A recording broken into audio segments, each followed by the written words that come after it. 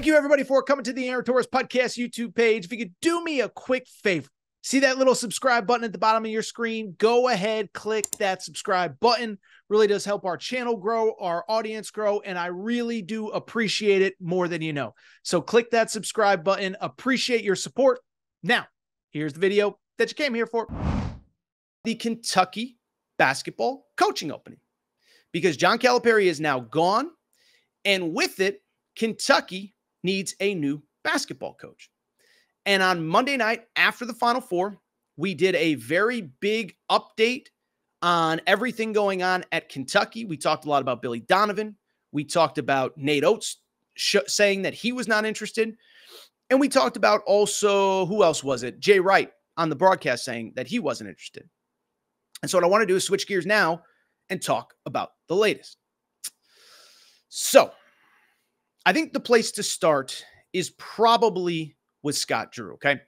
So Scott Drew, and I know Kentucky fans know this, but for anybody in the chat that is not a Kentucky fan, forgive me for giving a little bit of background, but the insinuation is, and the insinuation has always been, that when John Calipari left Kentucky, that Scott Drew would probably be the favorite to get the job. As a matter of fact, producer Matt thinks it's happening because he's already got the graphic with Scott Drew and the UK polo up there. So great work by him. But listen, so with Kentucky, Scott Drew has always been perceived to be the favorite. And my stance has always been, listen, is that, look, when it comes to Kentucky, what I truly believe is this. If you're Mitch Barnhart, and we'll see if he's doing this or not, we're going to get some answers to that probably in the next 24 hours. I do believe you have to make the Godfather home run grand slam offer to Jay Wright, to Dan Hurley. You have to call Nate Oates. You have to call Brad Stevens. You have to call Billy Donovan. But I don't believe that anybody believes this coaching search will get beyond Scott Drew. And it seems as though Scott Drew is the focal point of this search, although it's worth noting we got an interesting development on Dan Hurley as well, which we'll talk about in a minute. But from the Scott Drew perspective, listen, Wednesday was all about Scott Drew, okay? Scott Drew, a couple things stand out. First off, John Rothstein reported early in the day that Kentucky was set to meet with Scott Drew. I think the exact quote was in the near future. I want to read what John Rothstein tweeted because I think the context here matters a little bit. So let's see what he said. This was at about 10 a.m. Eastern time. Sources: Kentucky plans to officially meet with Baylor Scott Drew regarding its head coaching vacancy in the near future. I don't know if John's great at what he does. I don't know if when he said the near future that was intentional or not, but it seemed as though it might be because of the fact that it's worth noting that there was some major plane tracking going on out of Lexington, okay? Because there were reports that there was a plane going from Lexington to Waco on Wednesday morning. Now, I'll be honest. I am not the plane tracking aficionado in any way, shape, or form, okay? Many of you are great at all the technology, great at all the software. I don't really get how it works. I just know someone told me Shohei Ohtani was going to the Blue Jays, and it ended up being the guy from Shark Tank's plane. So the point I'm trying to make is it's not a foolproof science, I guess is what I'm trying to say. But at the same time, what stands out to me about the Scott Drew rumors is a couple things. Near future is very vague, but it does feel as though Kentucky has focused on Scott Drew. Now, what was interesting was what Scott Drew put out on Twitter. Producer Matt, go ahead and pop that up. This was Scott Drew on his Twitter feed. Great lunch spot in Waco on a rainy day. No better friend and supporter than Eric Shero and Alliance Bank. Well, shout out Eric Shero. Shout out Alliance Bank. I don't know if you are a plant. I don't know if you are there on purpose. I don't know if you are there because you are helping finalize a Scott Drew extension. But that was an interesting development. Scott Drew basically saying, everybody thinks I'm on a plane back to Lexington. Well, guess what? I'm out here at lunch. Just having lunch with Eric Shero on a rainy afternoon. Of course, because Kentucky fans are the craziest, John Calipari always used to say, you people are crazy. Apparently, some Kentucky fans had fun with it. Apparently, people tracked down Scott Drew at the restaurant and said, go Big Blue, we need you in Lexington, all that good stuff. And then a mere hours later, my buddy Justin Rowland put this out on Twitter. It was a bunch of 5-star reviews from Mi Casita restaurant in Waco. And a bunch of them basically said, great spot. It's a great spot for Scott Drew's last meal. And thank you for your service, but we'll take it over from here. Let me read them directly. Let me see if I can pull them up really quickly. My computer's going slow. 5-star restaurant says Drew Grader. Scott Drew's last meal before flying to Lexington on a private plane. And then Joe Moore tweeted, absolutely the best place in Waco. Soon to be opening a satellite location in Lexington, Kentucky. BBN, sign the contract, big boy. So the Scott Drew perspective, listen, it'll be interesting. Now, I will say this about Scott Drew. It has never appeared as though either side is in a rush to get it done. Feels like Mitch Barnhart is respectfully pursuing him. But at the same time, Scott Drew, let me just say this about Scott Drew. As of Wednesday night, it's about 9 Eastern time as I'm recording here. So things are subject to change. I don't want people mad at me on YouTube or in the comment section, but it feels as though it's hard to know this. Has Scott Drew even been offered the job? But then would Scott Drew take it if he got the job? That's the interesting part. That's where it gets interesting because I haven't seen anything concrete that he's been offered the job. It's hard to know if they even met on Wednesday, but then I also saw reports that Scott Drew is struggling with the decision to leave Baylor. And the one thing I'll say about Scott Drew, listen, he has been earmarked as the next head coach at Kentucky probably since he won that 2021 national title. That was really when things were starting to fall off for Cal. Baylor is awesome. They win a title. But it's one thing to be earmarked. It's one thing to maybe have a conversation with Mitch Barnhart here or there. It's quite another thing to, in the moment, have to actually make the decision. And oh, by the way, make the decision in an offseason where you also were courted by Louisville. You turn them down. You don't think Kentucky is going to open anytime soon. And you're just like, okay, I thought about Louisville. I'm coming back. This is where I'm going to be for at least 2024, 2025, and I'll reevaluate my options. Then Calipari pulls a fastball. Calipari out of nowhere decides to go to Arkansas. And now all of a sudden it's here. It's the moment. You got to decide. And just like John Calipari had been at Kentucky for 15 years, Scott Drew has been at Baylor for like 20. And so it can't be an easy decision. If I was still handicapping at 8:45, 9 o'clock Eastern time on Tuesday into Wednesday, I would guess that, yes, Scott Drew will probably be the next head coach at Kentucky. The one thing I will say, I think movement assuming that he is the guy, and we're going to get to the Dan Hurley side of things here momentarily, assuming Scott Drew is the guy, I think you got all day Wednesday. You got to make a decision by Wednesday night. I know that it's the portal. I know that there will be time, but Kentucky's got to go to plan B, plan C, plan D if you are plan A. And so we'll see. I would expect that by Wednesday night, if Scott Drew is the head coach at Kentucky, there will be a report. Now, much like the Calipari thing, there might not be an announcement from the school. There might not be a press conference. There are negotiations. These things take time. But at the same time, I think Scott Drew, if he is the guy that Mitch Barnhart wants, I think it's going to happen quick. Now, what's interesting about that is because the question becomes, as I said, is Scott Drew the guy? And has he even been offered yet? Because I thought it was interesting. The Baylor media people, the people that cover Baylor, said he's struggling with the decision. Maybe I'm missing something. I haven't seen that he's officially been offered the job. And it's also interesting, and it's also worth noting, because we got some very interesting news on Dan Hurley. Now, a couple things on Dan Hurley. First of all, listen, Dan Hurley has been asked several times over about the Kentucky coaching job. He was asked about it after the national championship. Said, I ain't entering the transfer portal. Okay, basically saying I'm happy where I am. He also, it's worth noting, on top of that, was on Colin Cowherd, gave a long answer about other opportunities, and I'm paraphrasing, but he said, this is what he said. I've got a long career of turning down jobs or more money to stay in places I was happy. The opportunity to go for a three-peat is the only thing on anyone's mind here in Stores. So that is what Dan Hurley said about the Kentucky job. And in my opinion, I don't think he's lying. Now, others will say, well, he said the same thing after at Rhode Island and he ended up at UConn. I get it. I do. What I will also say is this, is it is one thing to turn something down, is one thing to say you're not interested. It's one thing to say you're happy. But producer Matt, go ahead and post the tweet of the reported contract offer via, I think his name is Jeff Drum. I apologize, Jeff. He's a good reporter. But according to Jeff Drum, who works for the rival site, he says Kentucky's initial offer to Dan Hurley is $11 million a year over 5 to 7 years. As Justin Rowland points out, that is more than Kirby Smart currently makes at Georgia, and Mitch and UK, that's the AD, will go higher if rejected or matched by UConn. So I'll be honest. I don't know Jeff Drummond well at all. I do know Justin Rowland, and Justin Rowland is great at what he does. And I bring it up to say, I cannot confirm if there is an offer out or not. I cannot confirm if the two sides have spoken. What I can confirm is a couple things. One, I truly believe that Dan Hurley, when he said what he said on Cowherd, when he said what he said at the national championship game, I do believe that he was speaking in the truth in the moment.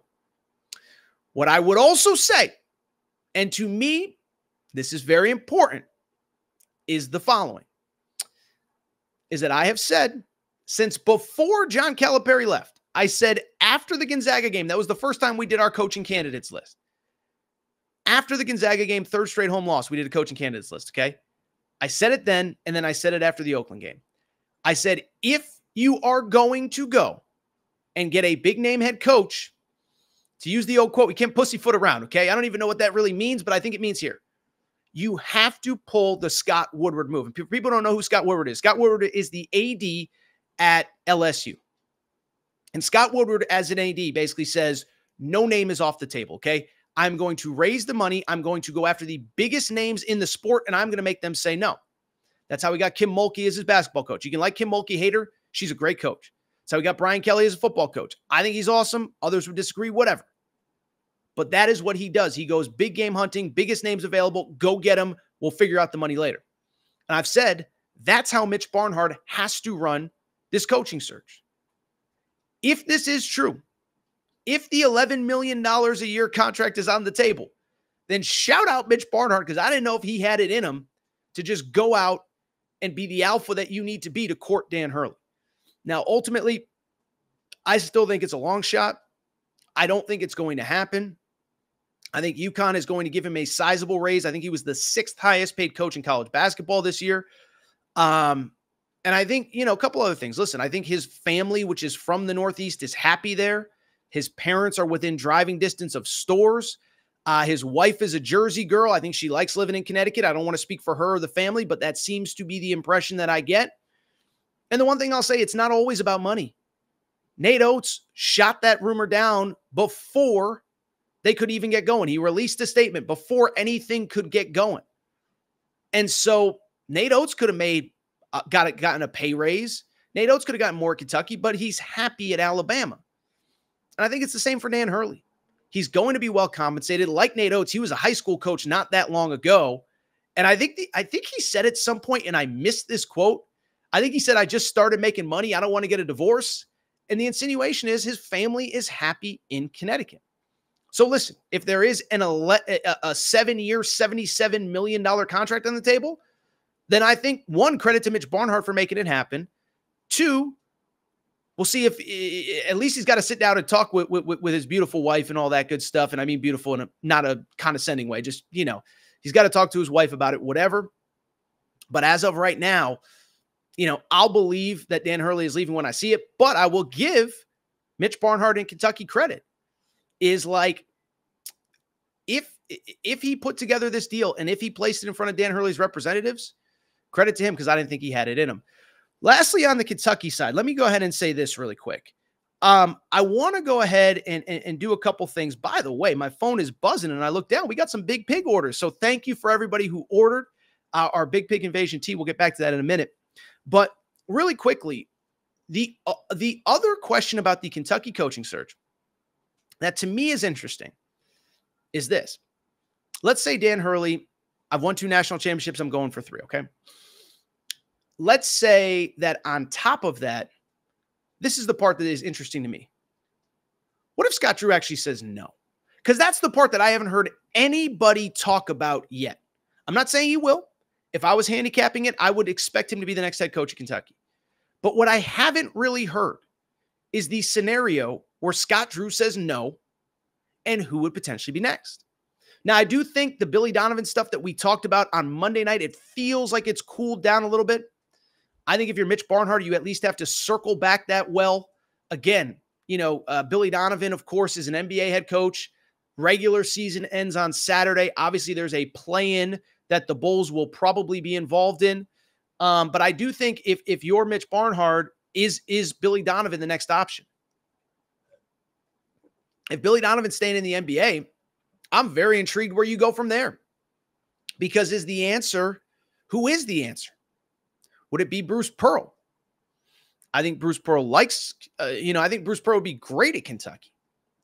I think he'd be awesome, as a matter of fact. And I think, no disrespect, producer Matt, who's an Auburn grad, I feel like he's kind of done everything he can do at Auburn. I mean, maybe there's one step more to go to a national championship, but Bruce Pearl, in my opinion, is a guy that would thrive at Kentucky. He is a guy that, in my opinion, would embrace, the craziness of Kentucky fans. And I mean that in a good way. Kentucky is a 24-hour, 365-a-year commitment where you are the focal point of an entire state. And I think Bruce Pearl would thrive in that. Now, the thing with Bruce Pearl is a couple things. One, he's 60 years old. Now, if you've watched him, he's still got plenty of energy. He looks great. He's in great shape, whatever. But do you want to commit to a guy that's maybe going to be there 6-7 years? By the way, I would if I thought he was the best candidate. I don't really care. The other thing I've heard, I haven't been able to confirm this, but you see stuff that he has asked Auburn to make Stephen Pearl, his younger son, the coach in waiting. My understanding is Auburn may have been hesitant to do that. I've talked to a few Auburn people about that. And so my guess would be that Kentucky probably is not going to be willing to do that either. Does that make Bruce Pearl a candidate? Does it not make it a candidate? I don't know. A couple other names. Listen, I would personally go after Chris Beard. And by the way, I know I feel like I pump up Chris Beard for all of these jobs. I thought Louisville should go after him. I thought Arkansas should go after him. I think Arkansas did go after him. I have no relationship with Chris Beard. So this isn't me just like stumping for Torres is trying to get Chris Beard so we can get access. No, I don't think Chris Beard knows who I am. And that's okay. I'm fine with it. I do think he's a very good basketball coach, though. And, it was funny, the thing with Chris Beard is that, like missed the NCAA tournament this year at Ole Miss, okay? But I thought this was funny, is I've seen a lot of his last 2 years at Texas Tech weren't great. First year at Texas makes the NCAA tournament. First year at Ole Miss misses the NCAA tournament. I get it. What I would say to that is this. Chris Beard, in his second year at Texas, before he got fired, had the number one team in the country. He had Texas at number one in the polls. You can like him, you can dislike him, you can argue, you can this, you can that.